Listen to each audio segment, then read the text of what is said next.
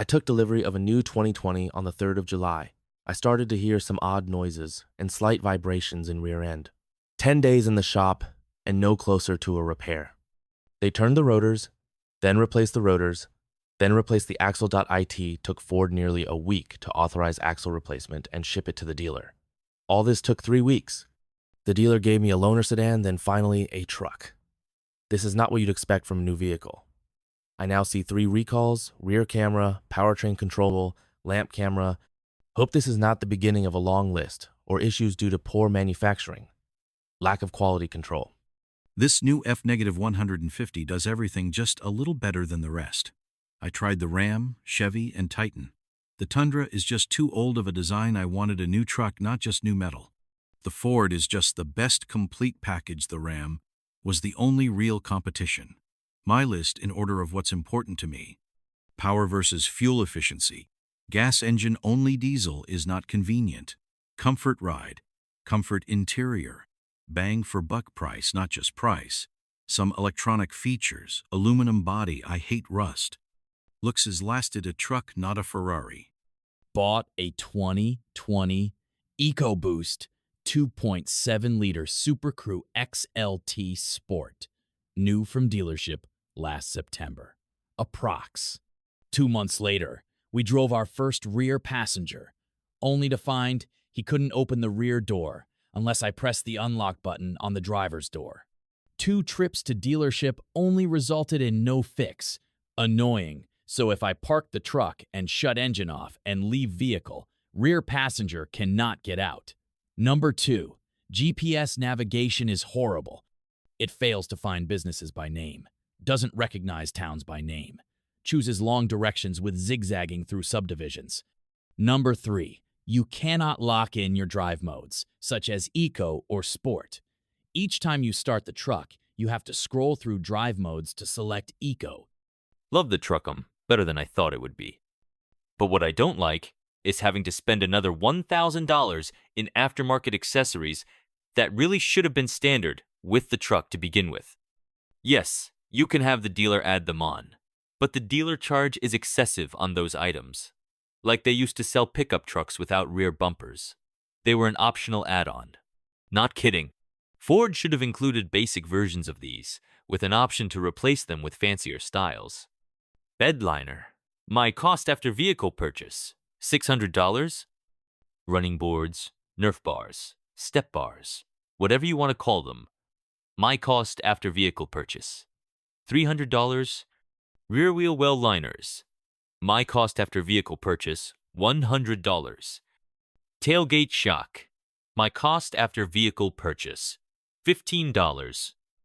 Organizing tray for center console. I mean, what use is a cavernous 1.4 cubic foot black hole?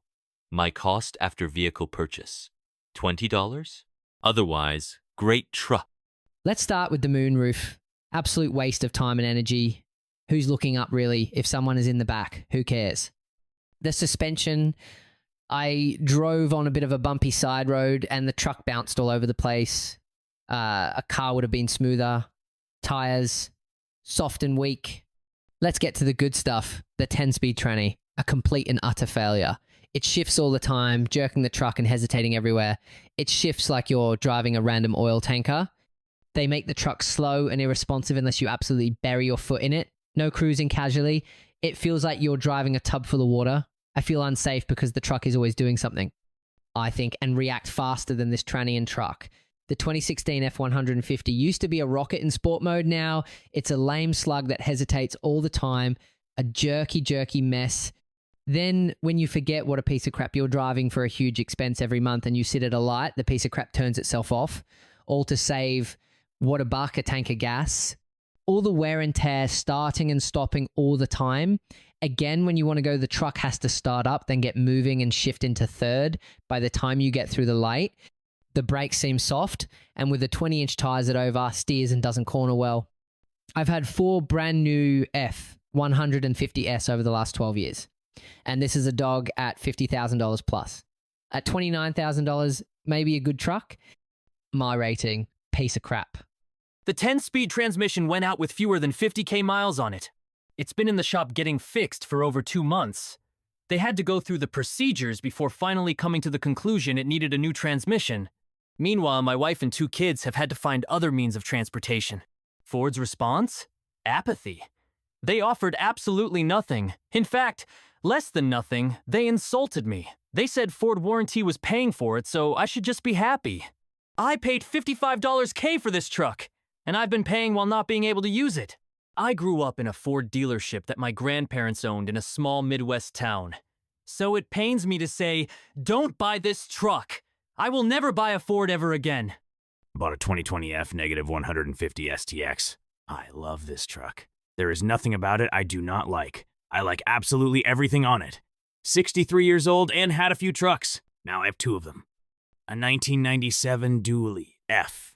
Negative 350 crew cab diesel with only 80,000 miles on it, and I love it. Also used to have 1980 F negative 250 four-wheel drive 6-cylinder, and loved it. I love this new F negative 150 four-wheel drive STX truck. I have had 3 F-150 pickup trucks in the past 3 years. I did have an issue with one where condensation from AC was leaking back into the floorboard, but Ford took care of that issue pretty fast. The other 2 were totaled 2 years apart. One was rear-ended, and the other was T-boned at an intersection and rolled. Both times myself and passenger walked away without as much as a scratch. The safety features of the F-150 are phenomenal. I speak from first-hand experience. The trucks not only look great, but the convenience features, powertrain, and safety are all reasons I will be buying Ford for good. We have owned 9 Ford vehicles and getting ready to purchase number 10 and 11. Thanks for bringing us home safely.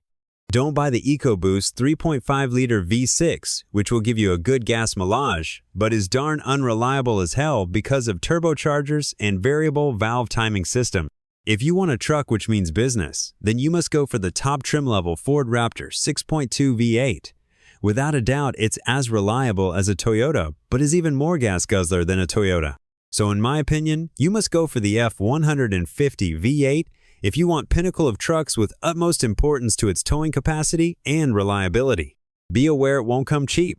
If you want cheap, get a used one with a detailed quality check of the vehicle, including its mechanical and electrical parts. If you want a cheaper but a good truck, then some examples of it are Toyota Tundra, Toyota Hilux, Nissan Titan, Volkswagen Amarok NAV6, Diesel, and Mercedes-Benz X-Class 4.0 NAV6. Dodge Ram 1500 is a good V8 truck, but it is way expensive to maintain and it's almost like a luxury car. If you want a rugged-looking luxury car with a deck, then buy that thing. Otherwise, for towing purposes, then don't buy it. Gas mileage is good, 22 give or take a few on the road. The power to pull is strong, 3.5 EcoBoost. The ride is a little rough, I guess, because it is 4-wheel drive, the first one I've had. Good-looking truck. After about 20,000 miles, I had to bring it in because of rough shifting between 3 to 4 G ears and 7 to 8. Ford reprogrammed the transmission, and it seems to have solved the issue.